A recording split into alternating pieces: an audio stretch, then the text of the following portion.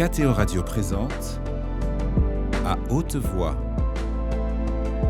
la lecture intégrale des œuvres spirituelles majeures. Aujourd'hui, L'imitation de Jésus-Christ.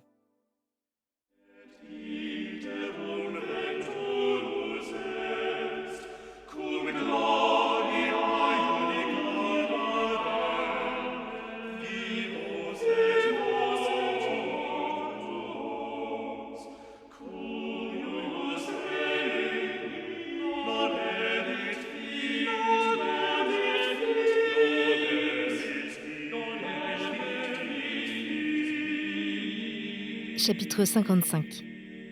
De la corruption de la nature et de l'efficace de la grâce divine. Seigneur, qui m'avez créé à votre image et à votre ressemblance, accordez-moi cette grâce dont vous m'avez montré l'excellence et la nécessité pour le salut, afin que je puisse vaincre ma nature corrompue, qui m'entraîne au péché et dans la perdition. Car je sens en ma chair la loi du péché qui contredit la loi de l'esprit, et m'asservit au sens pour que je leur obéisse en esclave. Et je ne puis résister aux passions qu'ils soulèvent en moi, si vous ne me secourez en ranimant mon cœur par l'effusion de votre sainte grâce. Votre grâce, et une grâce très grande, est nécessaire pour vaincre la nature inclinée au mal dès l'enfance. Car déchu en Adam, votre premier père, et dépravé par le péché, cette tâche passe dans tous les hommes et ils en portent la peine, de sorte que cette nature même, que vous avez créée dans la justice et dans la droiture, ne rappelle plus que la faiblesse et le dérèglement d'une nature corrompue, parce que laissée à elle-même, son propre mouvement ne la porte qu'au mal et vers les choses de la terre. Le peu de force qui lui est resté est comme une étincelle cachée sous la cendre.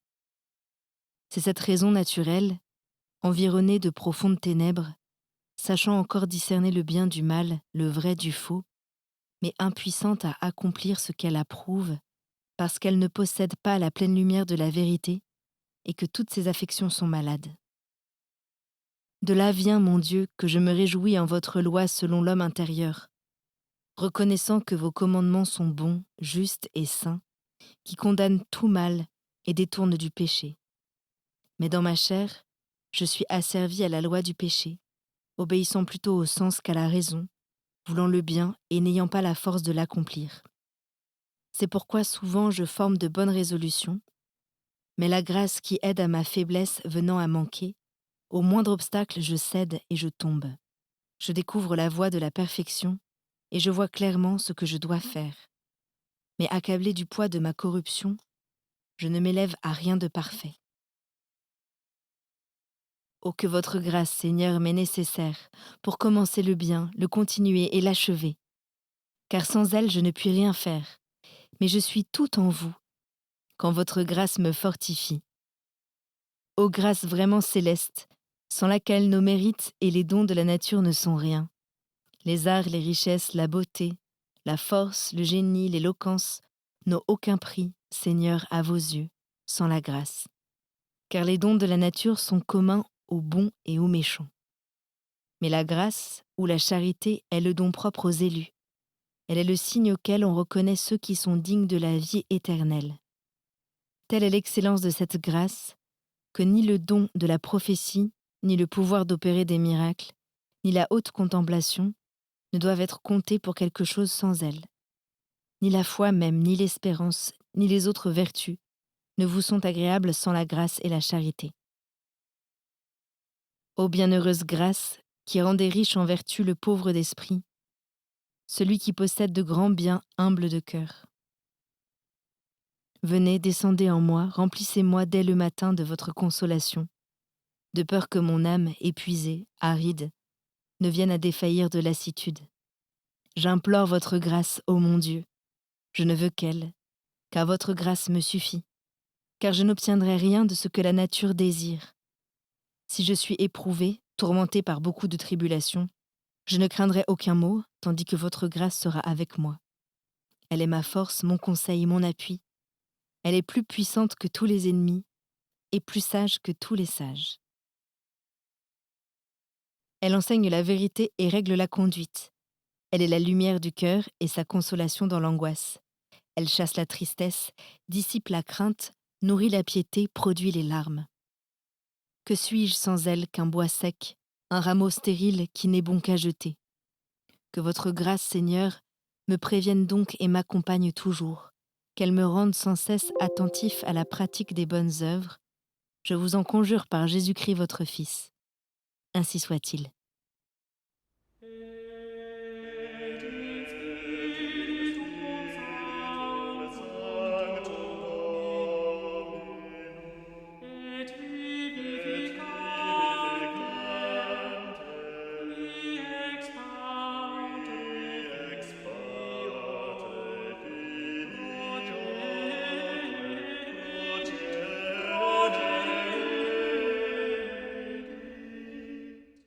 Chapitre 56. Que nous devons nous renoncer nous-mêmes et imiter Jésus-Christ en portant la croix.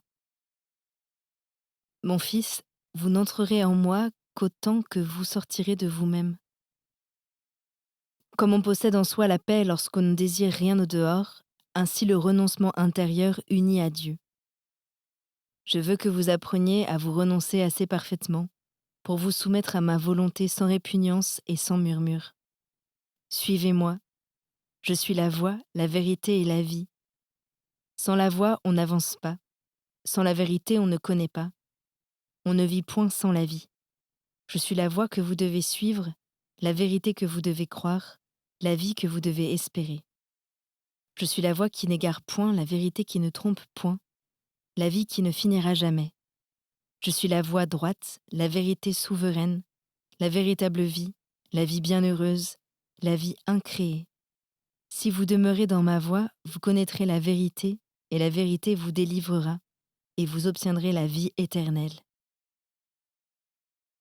Si vous voulez parvenir à la vie, gardez mes commandements. Si vous voulez connaître la vérité, croyez-moi. Si vous voulez être parfait, vendez tout. Si vous voulez être mon disciple, renoncez-vous vous-même. Si vous voulez posséder la vie bienheureuse, méprisez la vie présente. Si vous voulez être élevé dans le ciel, humiliez-vous sur la terre. Si vous voulez régner avec moi, portez la croix avec moi. Car les serviteurs de la croix trouvent seuls la voie de la béatitude et de la vraie lumière. Seigneur Jésus, puisque votre vie était pauvre et que le monde la méprisait, donnez-moi de vous imiter et d'être aussi méprisé du monde. Car le serviteur n'est pas plus grand que celui qu'il sert, ni le disciple au-dessus de son maître. Que votre serviteur travaille à se former sur votre vie, parce que là est mon salut et la vraie sainteté. Tout ce que je lis, tout ce que j'entends, hors cette vie céleste, ne me console ni ne me satisfait pleinement. Mon fils, puisque vous avez lu et que vous savez toutes ces choses, vous serez heureux si vous les pratiquez. Celui-là même qui connaît et qui observe mes commandements, et je l'aimerai aussi, et je me manifesterai à lui, et je le ferai asseoir avec moi dans le royaume de mon Père. Seigneur Jésus, qu'il soit fait selon votre parole et votre promesse. Rendez-moi digne de ce bonheur immense. J'ai reçu de votre main la croix. Je la porterai, oui, je la porterai comme vous l'avez voulu, jusqu'à la mort. Certes, la vie d'un bon religieux est une croix, mais une croix qui conduit à la gloire. J'ai commencé, il n'est plus permis de retourner en arrière, il n'y a plus à s'arrêter. Allons, mes frères, marchons ensemble. Jésus sera avec nous. Pour Jésus, nous nous sommes chargés de la croix, continuons pour Jésus de porter la croix. Il sera notre soutien, celui qui est notre chef et notre guide. Voilà que notre roi marche devant nous. Il combattra pour nous. Suivons avec courage, que rien ne nous effraie. Soyons prêts à mourir généreusement dans cette guerre et ne souillons pas notre gloire de la honte d'avoir fui la croix.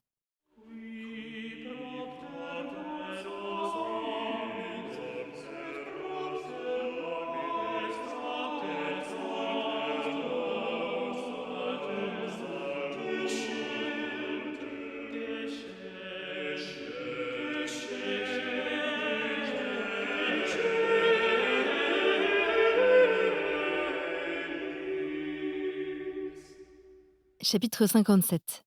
qu'on ne doit point se laisser trop abattre quand on tombe en quelque faute. Mon fils, la patience et l'humilité dans les traverses me plaisent plus que beaucoup de joie et de ferveur dans la prospérité. Pourquoi vous attrister d'une faute légère qu'on vous attribue? Fut-elle plus grave? Vous ne devriez pas en être ému? Laissez donc tomber cela. Ce n'est pas une chose nouvelle, ni la première fois que vous l'éprouvez. Et ce ne sera pas la dernière si vous vivez longtemps.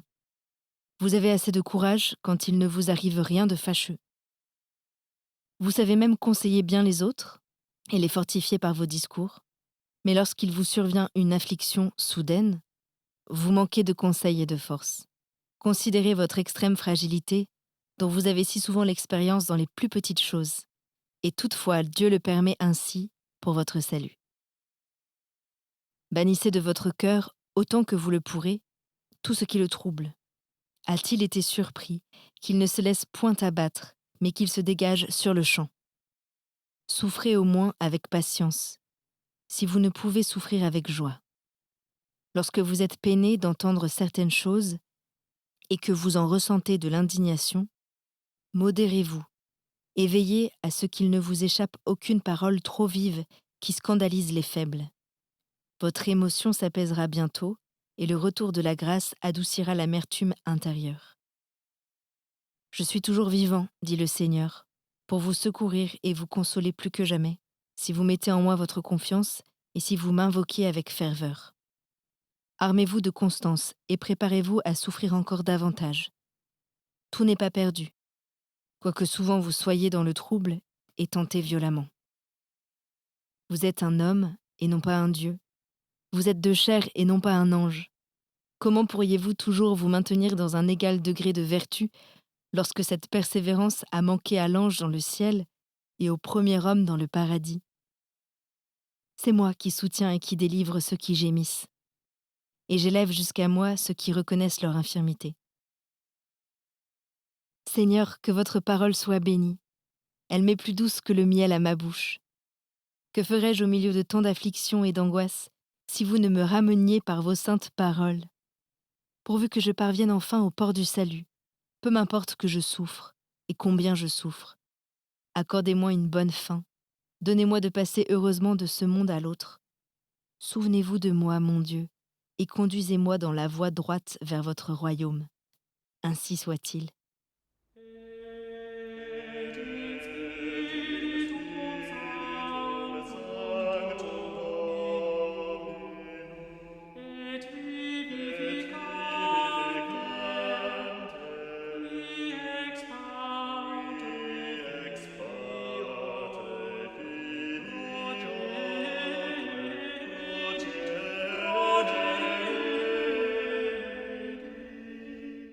Chapitre 58. Qu'il ne faut pas chercher à pénétrer ce qui est au-dessus de nous, ni sonder les secrets jugements de Dieu. Mon fils, gardez-vous de disputer sur des sujets trop hauts et sur les jugements cachés de Dieu. Pourquoi l'un est abandonné, tandis qu'un autre reçoit des grâces si abondantes?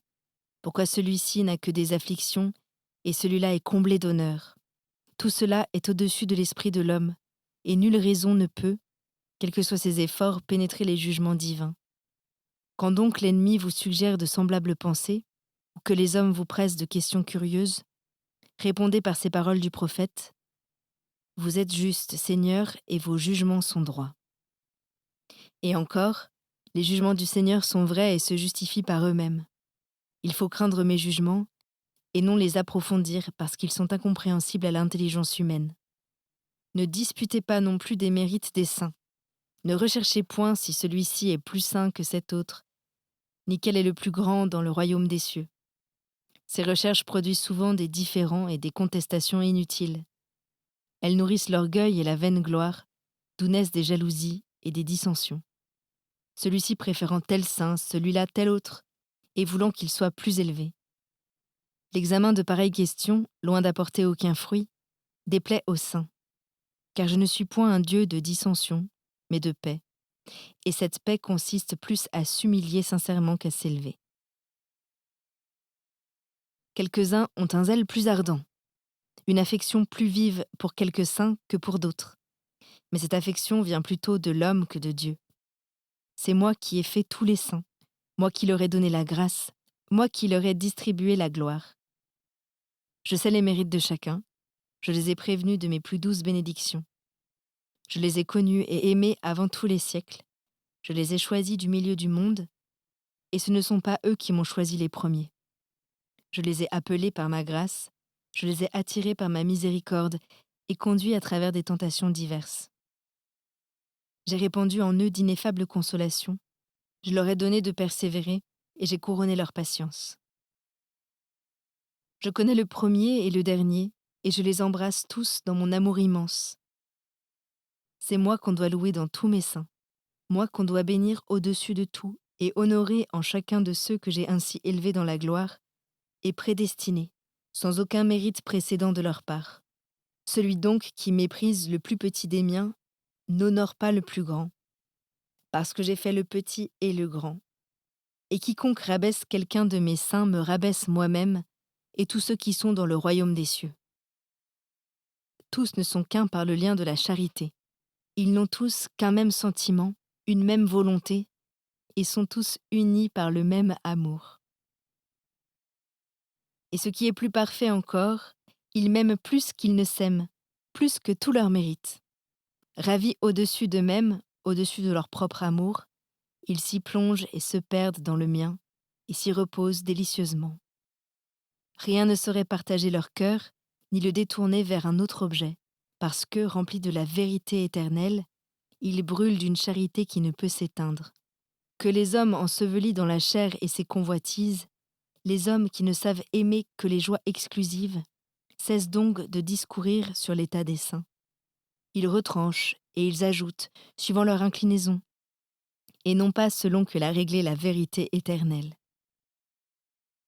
En plusieurs, c'est l'ignorance, et surtout en ceux qui, peu éclairés de la lumière divine, aiment rarement quelqu'un d'un amour parfait et purement spirituel.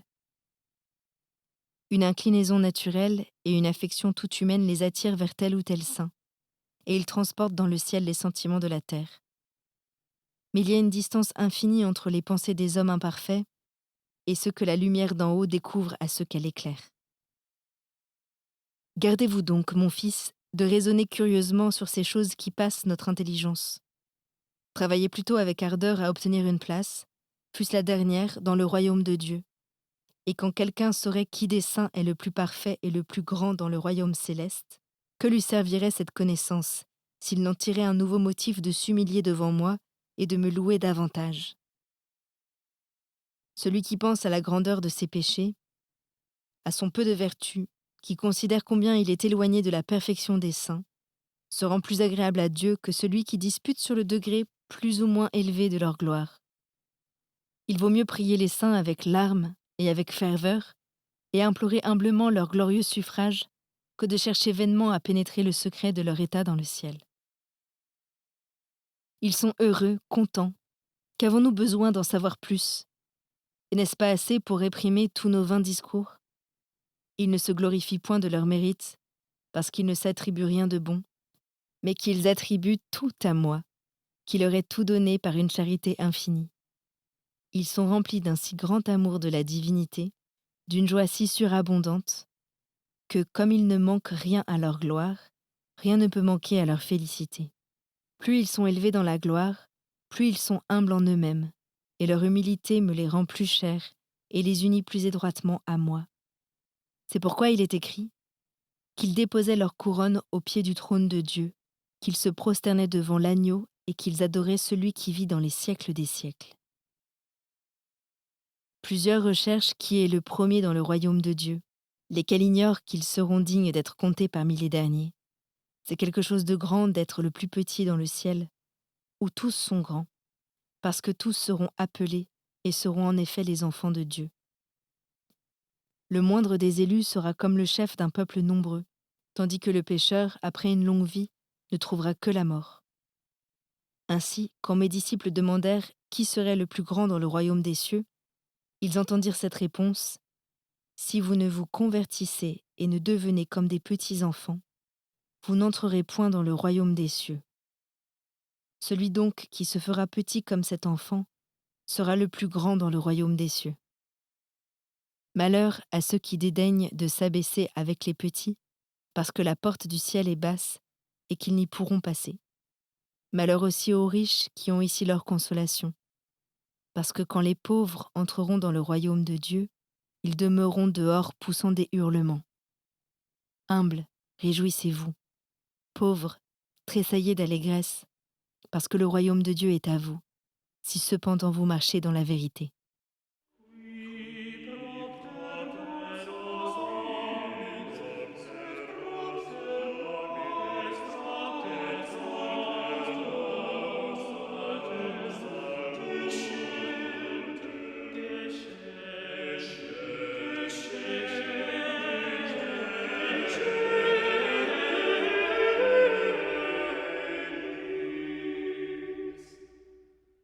Chapitre 59.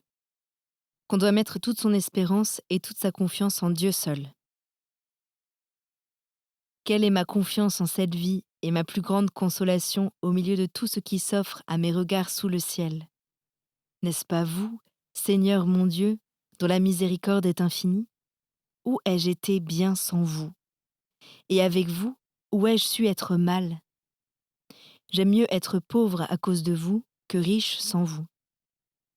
J'aime mieux être avec vous voyageur sur la terre que de posséder le ciel sans vous. Où vous êtes, là est le ciel, et la mort et l'enfer sont où vous n'êtes pas. Vous êtes tout mon désir, et c'est pourquoi je ne puis loin de vous que soupirer, gémir, prier. Je ne puis me confier pleinement qu'en vous, ni espérer dans mes besoins de secours que de vous seul, ô mon Dieu. Vous êtes mon espérance, ma confiance, mon consolateur toujours fidèle. Tous cherchent leur intérêt. Vous seul, vous ne cherchez que mon salut et mon avancement, et vous disposez tout pour mon bien. Même quand vous m'exposez à beaucoup de tentations et de peines, c'est encore pour mon avantage, car vous avez coutume d'éprouver ainsi ceux qui vous sont chers. Et je ne dois pas moins vous aimer ni vous louer dans ces épreuves, que si vous me remplissiez de plus douces consolations. C'est donc en vous, Seigneur mon Dieu, que je mets toute mon espérance et tout mon appui. C'est dans votre sein que je dépose toutes mes afflictions et toutes mes angoisses, car je ne trouve que faiblesse et inconstance dans tout ce que je vois hors de vous. Il n'est point d'ami qui puisse me servir, point de protecteur qui me soit de secours, ni de sage qui me donne un conseil utile, ni de livre qui me console, ni de trésor assez grand pour me racheter, ni de lieu assez secret pour m'offrir un sûr asile, si vous ne daignez vous-même me secourir, m'aider, me consoler, m'instruire et me prendre sous votre garde. Car tout ce qui semble devoir procurer la paix et le bonheur n'est rien sans vous, et réellement ne sert de rien pour rendre heureux. Vous êtes donc le principe et le terme de tous les biens, la plénitude de la vie, la source inépuisable de toute lumière et de toute parole, et la plus grande consolation de vos serviteurs est d'espérer uniquement en vous. Mes yeux sont élevés vers vous, en vous je mets toute ma confiance, mon Dieu, Père des miséricordes. Sanctifiez mon âme, bénissez-la de votre céleste bénédiction, afin qu'elle devienne votre demeure sainte, le siège de votre éternelle gloire, et que dans ce temple où vous ne dédaignez pas d'habiter, il n'y ait rien qui offense vos regards. Regardez-moi, Seigneur, de votre immense bonté, et selon l'abondance de vos miséricordes, exaucez la prière de votre serviteur, misérable exilé loin de vous dans la région des ténèbres et de la mort. Protégez et conservez l'âme de votre pauvre serviteur au milieu des dangers de cette vie corruptible. Que votre grâce l'accompagne et le conduise, par le chemin de la paix, dans la patrie de l'éternelle lumière. Ainsi soit-il.